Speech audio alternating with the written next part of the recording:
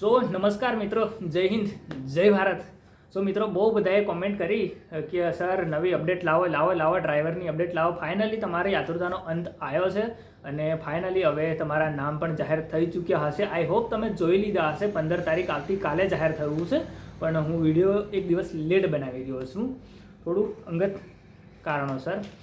સો મિત્રો, જેને કદાચ નથી જોયું અને આપણા વિડીયોના માધ્યમથી જોઈ રહ્યા છે એ લોકોને કહી દઉં કે તમારું ડ્રાઈવરનું લિસ્ટ જાહેર થઈ ચૂક્યું છે. તમે ઓનલાઈનની દુકાન પર જઈને જોઈ શકો છો, યા તો તમારી મોબાઈલ પર જોઈ શકો છો, યા તો પછી કોઈને કહીને જોડાવી શકો છો તમારું નામ આવ્યું છે કે ના આવ્યું છે. બરાબર.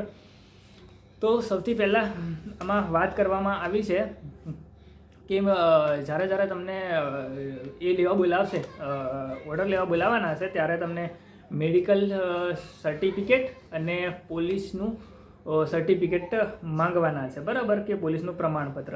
તો મેડિકલ ફિટમાં ડૉક્ટર પાસે જશો તો ડૉક્ટર તમને લખી આપશે મેડિકલ ફિટનું સર્ટિફિકેટ. બરાબર છે.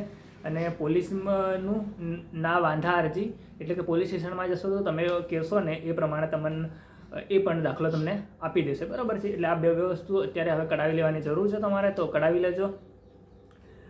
પછી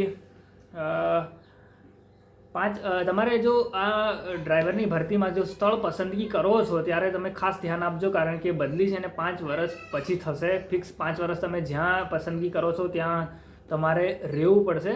એટલા માટે તમે જ્યારે બી પસંદગી કરો છો ત્યારે થોડું સમજી વિચારીને પસંદગી કરજો, એટલે તમારે માથાકૂટ વધારે નહીં આવે.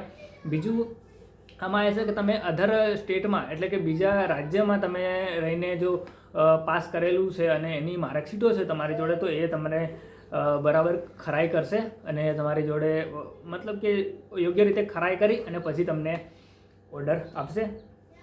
અને જે ઓનલાઈન પસંદગી છે એ 17 તારીખની છે, એટલે કાલની જે પસંદગી છે એ તમારે છે. એટલે એ ઓનલાઈન પસંદગી, સ્થળ પસંદગી હશે ઓનલાઈન, તો એ તમારે ક્યાં કરવાની છે? તો તમારી નજીકનું જે વિભાગ લાગતો હોય, જેમ કે અહીંયા આગળ દાહોદ, ગોધરા, એ લોકોને બધાને વિભાગ ગોધરા લાગે છે, એટલે એ લોકો વિભાગની કચેરી એટલે કે ગોધરા જશે અને ગોધરા જઈ અને ત્યાં એનું ઓનલાઈન જિલ્લા પસંદગીનું છે તે કરશે. બરાબર છે. એટલે એ ખાસ ધ્યાન રાખવું. અને SC અને ST જે એમના પ્રમાણપત્રો છે એની ખરાઈ એમને પણ કરવાની રહેશે. એટલે તમે તમારા ઓરિજિનલ પ્રમાણપત્રો લઈને જજો અને એ કરજો. બરાબર. તમારું મેરિટ કેટલું અટક્યું છે? તો બિન અનામતનું જે 37.90 બરાબર છે, EWSનું 35.10 છે, અને શારીરિક અને રીતે પછાત જે વર્ગના છે એને 35 છે, અને SCનું 34.50 છે, અને STનું 34 બરાબર છે. અને જે આર્મીમાં છે એમનું 29% છે. અને લાસ્ટમાં જે લગભગ આ લિસ્ટ છે એમાં 106 નંબર સુધી જે જાહેર કરેલા છે એમાં છે ને છેલ્લું ST કેટેગરીમાં 33.80નો છે.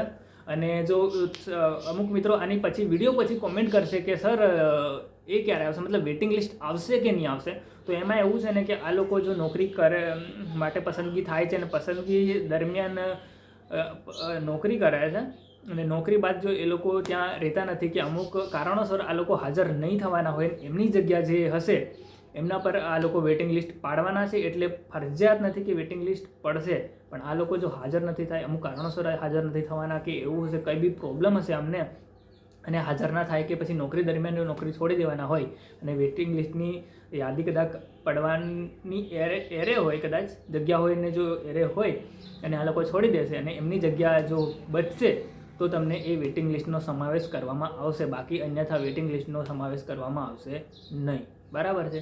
એટલે એ હતું. બાકી બધા આવતીકાલે પોતાનું ઓનલાઈન પસંદગી કરજો અને સારી રીતે અને યોગ્ય તમને લાગે એ ડેપોની પસંદગી કરજો, એટલે તમને સારી જગ્યાએ પોસ્ટ મળે અને નોકરી કરજો.